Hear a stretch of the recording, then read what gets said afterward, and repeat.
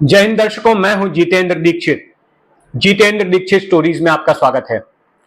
दर्शकों, कई लोगों को अब भी इस बात का यकीन नहीं हो रहा है कि शरद पवार के साथ भी ऐसा हो सकता है। शरद पवार के साथ भी खेल हो सकता है। शरद पवार वो नाम जो कि आज तक दूसरों को चेकमेट देते आए थे, दूसरों को गुगली फेंकते आए थे, खुद उन्हीं के साथ ऐसा हो जाएगा, यह किसी ने सोचा नहीं था। उनकी अपनी पार्टी उनके हाथ से चली गई, वो पार्टी जिसे कि उन्होंने 1999 में बनाया था और कई बार अपने दिमाग से उस पार्टी को सत्ता में भी लेकर आए थे। लेकिन खुद उनके अपने भतीजे अजीत पवार ने उनको चपत लगा दी और पार्टी लेकर निकल गए। शरद पवार के बारे में महाराष्ट्र की सियासत में हमेशा यह कहा जाता रहा है कि शरद पवार जैसा सोचते हैं वो कोई अंदाजा नहीं लगा सकता। शरद पवार जो कहते हैं वो करते नहीं, जो करते हैं वो कहते नहीं। शिवसेना के सांसद संजय राउत ने तो 2019 में यहां तक कह दिया था कि शरद पवार को समझने के लिए तो 100 जन्म लेने पड़ेंगे। लेकिन आज उन्हीं शरद पवार की हालत आप देखिए। मैं पाता हूं कि शरद पवार ने अपने सियासी करियर में 3 गलतियां की, जिसका खामियाजा उनको आज भुगतना पड़ रहा है। तो कौन सी हैं वो 3 गलतियां? आइए एक एक करके समझते हैं।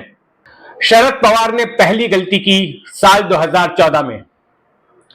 दरअसल साल 2014 में जो विधानसभा के चुनाव हुए, तो वो चुनाव शिवसेना और बीजेपी ने अलग अलग लड़े थे।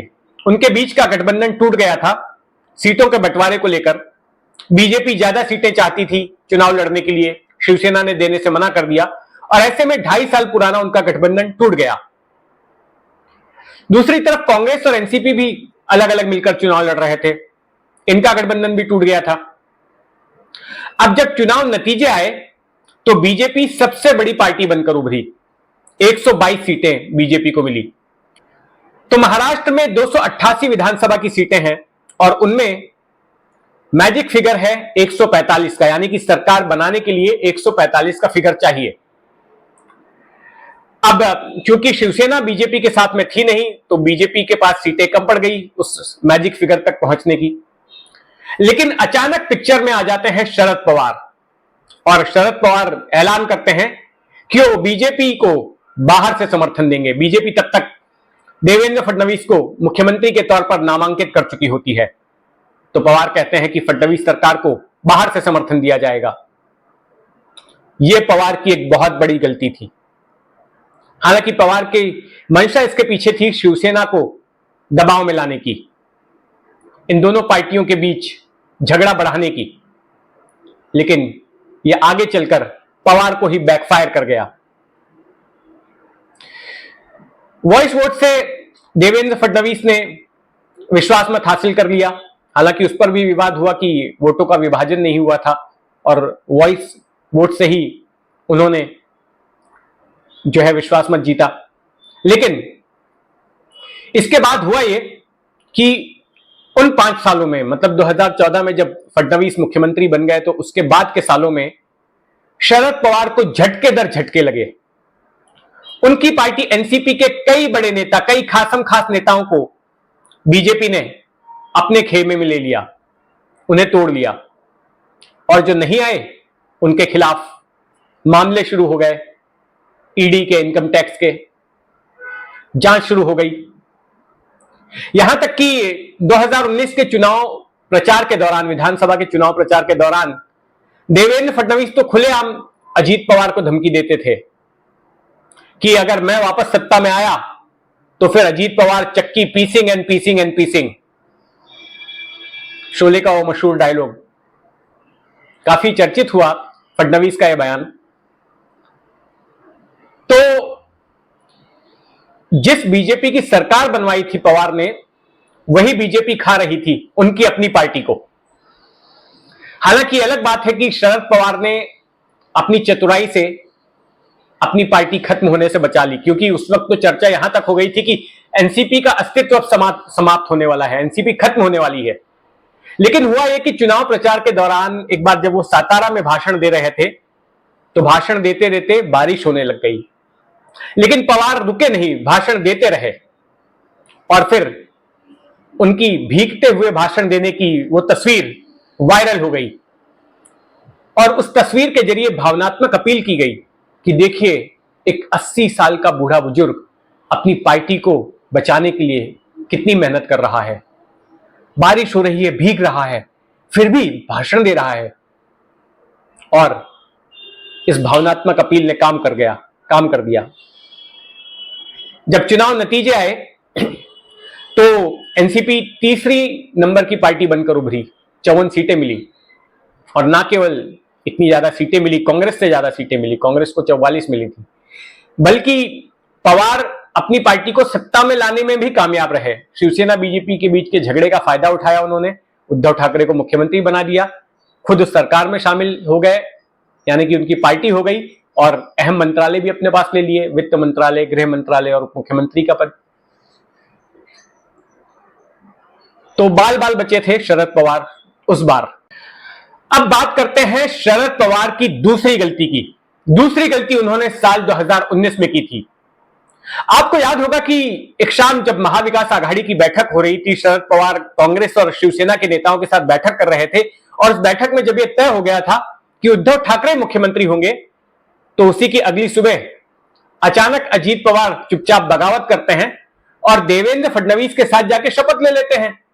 खुद उप मुख्यमंत्री बन जाते हैं, देवेंद्र फडणवीस मुख्यमंत्री बन जाते हैं, और किसी को कानो कान खबर भी नहीं लगती।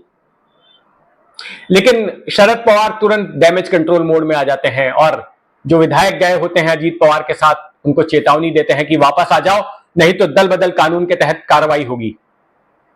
और फिर वो बगावत फ्लॉप हो जाती है। 3 दिनों बाद फडणवीस की सरकार गिर जाती है। लेकिन उस बगावत को तो वो फेल कर देते हैं, लेकिन एक बड़ी गलती करते हैं उस वक्त। अजीत पवार को वो फिर से पार्टी में ले लेते हैं, और ना केवल पार्टी में लेते हैं बल्कि उन्हें उप मुख्यमंत्री बनाते हैं, उन्हें वित्त मंत्रालय देते हैं, सरकार की तिजोरी उनके हाथ में दे देते हैं। अब सोचिए कि जिस आदमी ने आपके साथ धोखा किया, आपके साथ फरेब किया, उस आदमी पर आप फिर से भरोसा कर रहे हैं, और ना केवल भरोसा कर रहे हैं बल्कि उसको इतने अहम पद भी दे रहे हैं। और ऐसे आदमी के बारे में जिसकी महत्वाकांक्षा जग जाहिर थी कि वो आदमी सत्ता के लिए कुछ भी कर सकता है, तो उस पर आपने इतना भरोसा कर लिया। तो ये उनकी दूसरी गलती थी। और तीसरी गलती शरद पवार ने पिछले साल की। पिछले साल जो उन्होंने ड्रामा किया कि अध्यक्ष पद से इस्तीफा दे रहा हूं, वो ड्रामा भी उनको भारी पड़ गया। उस ड्रामे के दौरान एक बात तो साफ हो गई थी कि अजीत पवार उनके इस्तीफे की बात से काफी खुश थे, लेकिन 4 दिनों बाद ही उन्होंने इस्तीफा वापस लेने का फैसला कर लिया कि नहीं देंगे इस्तीफा, ऐसा ऐलान कर दिया। अगर उसी वक्त शरद पवार स्पष्ट कर देते कि वो हट रहे हैं और उनकी जगह पे फलाना व्यक्ति एनसीपी का अध्यक्ष होगा, तो मुझे लगता है कि आज ये दिन उन्हें नहीं देखना पड़ता। वो पहले से ही कहते आए थे ना कि केंद्र की राजनीति सुप्रिया सुले संभालेगी और राज्य की अजीत पवार। तो ऐसा ही कुछ अरेंजमेंट कर सकते थे वो, और इन दोनों के अलावा किसी और व्यक्ति को बना सकते थे अध्यक्ष। लेकिन उस वक्त उन्होंने ऐसा कुछ नहीं किया, और उसी का नतीजा रहा कि पार्टी दो फाड़ हो गई। अजीत पवार पहले गुट को लेकर निकल गए, और अब तो चुनाव आयोग ने भी मुहर लगा दी है कि अजीत पवार की पार्टी ही असली एनसीपी है, और चुनाव चिन्ह घड़ी भी उन्हीं के पास जाएगी। तो शरद पवार जैसे राजनेता ने अपने राजनीतिक जीवन में ये 3 बड़ी गलतियां की, जिनका खामियाजा उनको आज भुगतना पड़ रहा है। तो ये कहानी आपको कैसी लगी, कमेंट बॉक्स में मुझे जरूर बताइएगा, और अगर आपने अब तक इस चैनल को सब्सक्राइब नहीं किया है तो सब्सक्राइब कर लें। जय हिंद।